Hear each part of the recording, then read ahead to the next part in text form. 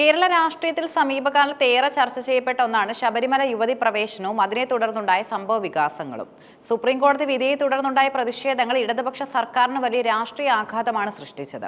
ഈ പശ്ചാത്തലത്തിൽ ഹൈന്ദവ സമൂഹത്തിനിടയിലും ഭക്തർക്കിടയിലും നഷ്ടപ്പെട്ട പ്രതിച്ഛായ തിരിച്ചുപിടിക്കാനും NSS ഉൾപ്പെടെയുള്ള സംഘടനകളെ അനുനയിപ്പിക്കാനുമായി സർക്കാർ ആവിഷ്കരിച്ച പദ്ധതിയായിരുന്നു ആഗോള അയ്യപ്പ സംഗമം. എന്നാൽ രാഷ്ട്രീയ മുറിവുകൾ ഉണക്കാൻ ലക്ഷ്യമിട്ട ഈ ബൃഹത് പദ്ധതി ഇപ്പോൾ സർക്കാരിനും CPM-നും പുതിയൊരു തലവേദനയായി മാറിയിരിക്കുകയാണ്. ശബരിമല വിധി നടപ്പിലാക്കാൻ സർക്കാർ കാണിച്ച അമിത താൽപര്യം വലിയ ജനരോഷത്തിന് കാരണമായിരുന്നു. തുടർന്നുണ്ടായ തിരഞ്ഞെടുപ്പുകളിൽ ഇടതുമുന്നണിക്ക് നേരിട്ട തിരിച്ചടികൾ വിലയിരുത്തിയ പാർട്ടി ഭക്തജനങ്ങളെ വിശ്വാസത്തിലെടുക്കാൻ പുതിയ മാർഗങ്ങൾ തേടി.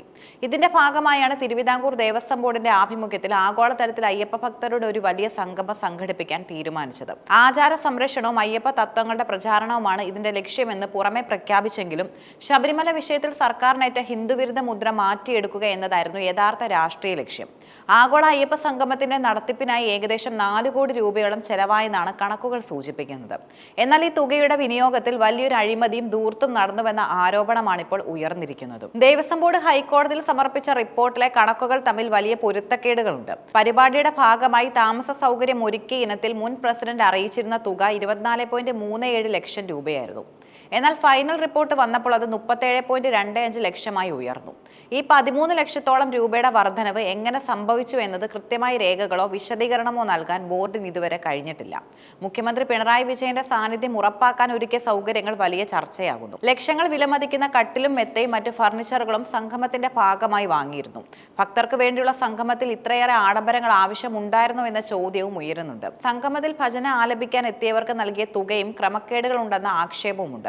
പല സംഭവങ്ങൾക്കും വിപണി നിരക്കിനേക്കാൾ വലിയ തുകയാണ് നൽകിയിരിക്കുന്നത്. ഈ വിവാദത്തിലെ ഏറ്റവും വലിയ കടുപ്പമേറിയ വിഷയം കരാറുകൾ നൽകിയതിലെ നിയമവിരുദ്ധതയാണ്. പൊതുമേഖലാ സ്ഥാപനങ്ങളെ പോലെ പരിഗണിക്കുന്ന ഊരാളുങ്കൽ ലേബർ കോൺട്രാക്ട് കോഓപ്പറേറ്റീവ് സൊസൈറ്റിക്ക് കീഴിലുള്ള Indian institute of infrastructure and construction എന്ന സ്ഥാപനത്തിനാണ് സംഗമത്തിന്റെ കരാർ നൽകിയത്. ഇവിടെ പ്രധാനമായും 2 ചോദ്യങ്ങളാണ് ഉയരുന്നത്. സാധാരണഗതിയിൽ ലക്ഷക്കണക്കിന് രൂപയുടെ കരാറുകൾ നൽകുമ്പോൾ സുതാര്യമായ ടെൻഡർ നടപടികൾ പാലിക്കണം. എന്നാൽ ഇവിടെ ടെൻഡർ വിളിക്കാതെ നേരിട്ട് കരാർ നൽകുകയായിരുന്നു.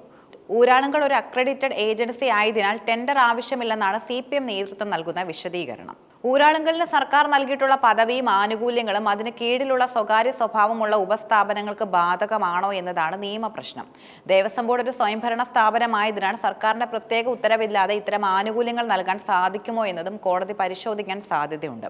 അയ്യപ്പ സംഗമത്തിന്റെ കണക്കുകൾ പുറത്തു വന്നതോടെ CPM-നുള്ളിലും ദേവസ്വം ബോർഡിലും ചേരിതിരിവ് പ്രകടമായിട്ടുണ്ട്. ദേവസ്വം ബോർഡ് ജാഗ്രത കാട്ടിയില്ലെന്നും ഓഡിറ്റ് റിപ്പോർട്ട് ശരിയായി പരിശോധിക്കാതെയാണ് ഹൈക്കോടതി നൽകിയെന്നും പാർട്ടി ആഭ്യന്തര ചർച്ചകളിൽ വിമർശനമുയർന്നു. മന്ത്രി VN വാസവനും CPM സംസ്ഥാന സെക്രട്ടറി MV ഗോവിന്ദനും ഈ വിഷയത്തിൽ ഒഴിഞ്ഞു മാറുകയാണ്. ഉത്തരവാദിത്തം ദേവസ്വം ബോർഡിന്റെ തലയിൽ കെട്ടിവെച്ച് കൈ കഴുകാനുള്ള ശ്രമം അഴിമതി ആരോപണത്തിന്റെ തീവ്രത വർദ്ധിപ്പിക്കുന്നു.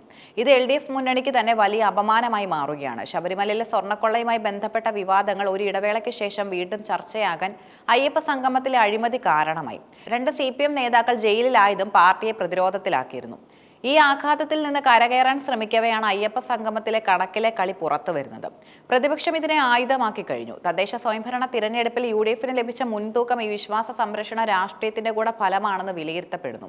വിഷയം ഇപ്പോൾ ഹൈക്കോടതിയുടെ പരിഗണനയിലാണ്. കോടതിക്ക് നൽകിയ റിപ്പോർട്ടിലെ പൊരുത്തക്കേടുകൾ ബോധ്യപ്പെട്ടാൽ ദേവസ്വം ബോർഡിന് അത് വലിയ തിരിച്ചടിയാകും.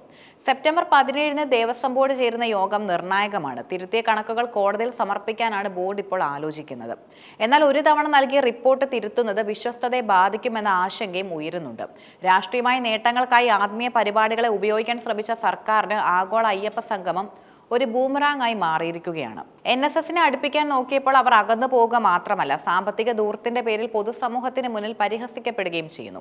കൃത്യമായ ഓഡിറ്റിംഗും സുതാര്യമായ ഭരണവും ഇല്ലെങ്കിൽ എല്ലാ വലിയ പദ്ധതിയും രാഷ്ട്രീയമായി തിരിച്ചടിയാകുമെന്നതിന് ഉദാഹരണമായി ഈ സംഭവം മാറുന്നു. ഇടത് മുന്നണിയെ സംബന്ധിച്ചിടത്തോളം ഈ വിവാദം ഒരു പേടി സ്വപ്നമാണ്. വിശ്വാസികളെ ഒപ്പം നിർത്താൻ നടത്തിയ ശ്രമം ഒടുവിൽ അഴിമതി ആരോപണങ്ങളിൽ തട്ടി നിൽക്കുമ്പോൾ വരാനിരിക്കുന്ന തിരഞ്ഞെടുപ്പുകളിൽ ഇതിന്റെ പ്രതിഫലനം എങ്ങനെ ഉണ്ടാകുമെന്ന് കണ്ടറിയണം.